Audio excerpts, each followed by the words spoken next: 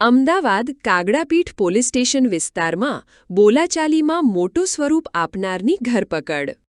આજે વહેલી સવારે એટલે 1 વાગ્યાની આસપાસ મધરાત્રિ કહી શકાય. આ સમય દરમિયાન કાગડાપીઠ પોલીસ સ્ટેશન વિસ્તારમાં જે ઝુડિયો કરીને એરિયા છે, ઝુડિયોનો શોરૂમ છે, ત્યાં કને એક ઘટના બની હતી. એક મુસ્લિમ ફેમિલી પોતાના લગ્નના કોઈ પ્રસંગમાંથી પરત આવી રહ્યું હતું. આ દરમિયાન એક વ્યક્તિ જેનું નામ રાજદીપ સામંતા છે, એણે પોતાનું બુલેટ લઈને ત્યાં આવ્યો હતો અને અચાનક જ આ લોકોને વચ્ચે રોક્યા અને એમની સાથે થોડીક બોલાચાલી કરી, અપશબ્દો બોલ્યા એને અને પછી એને એમની ધાર્મિક લાગણી દુભાય એ રીતના એમની સાથે વર્તન કર્યું અને એમને જય શ્રી રામ બોલો એવી રીતના એને વાત કરી. જેથી આ મુસ્લિમ ફેમિલી હતું એ થોડુંક ગભરાઈ ગયું અને ફટાફટ ત્યાંથી ગમે તેમ કરીને નીકળી ગયું. ત્યારબાદ એને એ લોકોએ જરીક આગળ જઈ અને ત્યાંના આસપાસના એમના પરિચિત લોકોનો સંપર્ક કર્યો અને એ લોકોએ ત્યાં એમની સાથે વાતચીત કરી કે આ પ્રકારનો એના ભેગો બનાવ બન્યો.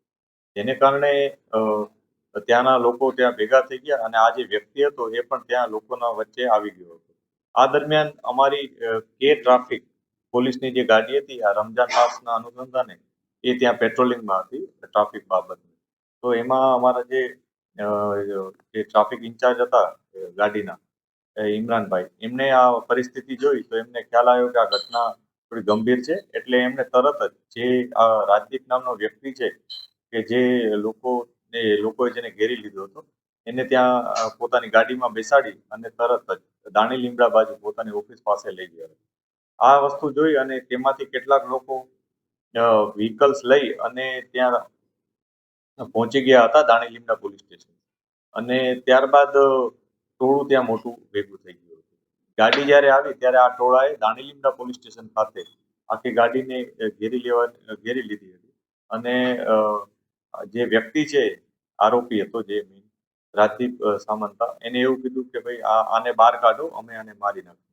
આ પ્રકારનો ટોળામાંથી કેટલાક લોકોએ નારા લગાવ્યા આ બાબતના અને જેને લઈ અને પોલીસને એ બાબતનું એન્શ્યોર થઈ ગયું કે અહીંયા એને જો બહાર કાઢવામાં આવશે તો એના ઉપર ખૂબ જ ઘાતક હુમલો થઈ શકે એમ છે. જેથી પોલીસે એને સતત બચાવવાનો પ્રયાસ કર્યો અને આ દરમિયાન કેટલીક પોલીસ જે પોલીસ સ્ટેશનમાં હતી એ પણ આવી ગઈ અને ગમે તેમ કરી અને આ જે વ્યક્તિ છે એને તરત પોલીસ સ્ટેશનની અંદર લઈ જવાનો પ્રયાસ કરવામાં આવ્યો. આ દરમિયાન જે ત્યાં હાજર લોકો હતા એમાંથી ઘણા બધા લોકોએ આ વ્યક્તિને મારવાની કોશિશ કરી હતી. એક જણાએ ઈંટનો ઘા પણ એના ઉપર કર્યો હતો જેનાથી એની ઇન્જરી થઈ હતી. જે માથાકૂટ થઈ રહી હતી એ દરમિયાન અમારા એક હોમગાર્ડ ચિરાગભાઈ, એમને પણ થોડીક ઇન્જરી થઈ હતી કે જે આ વ્યક્તિને બચાવી રહ્યા હતા.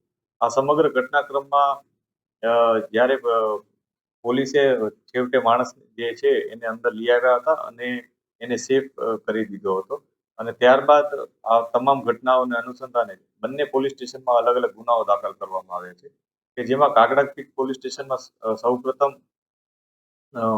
છેડતીનો અને ધાર્મિક લાગણી દુભાવવાનું સેક્શન ઉમેરતી બીએનએસની ધારાઓ લગાવી અને ગુનો દાખલ કરવામાં આવ્યો છે. આ ઉપરાંત ત્યાં ડ્રિંક એન્ડ ડ્રાઈવનો કેસનો પણ ઉમેરો કરવામાં આવ્યો છે. એ કેસ અલગથી દાખલ કરવામાં આવ્યો.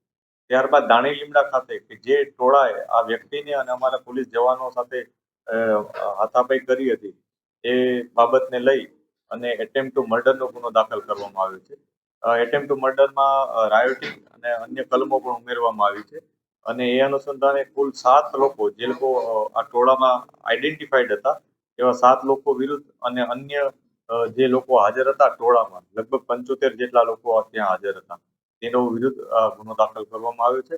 આ જે 7 લોકો છે કે જે આઈડેન્ટિફાઈ છે એમાં એકનું નામ સાહિલ સૈયદ, સમીર હુસેન શેખ, રિયાઝ ચાવડા, ગુલામ કાસમ, ફિરોઝ સત્તારભાઈ, માહિશ અને અસલમ, આ 7 જણા વિરુદ્ધ નામજોગ ફરિયાદ છે અને અન્ય સમગ્ર ટોળા વિરુદ્ધ ફરિયાદ નોંધવામાં આવી છે.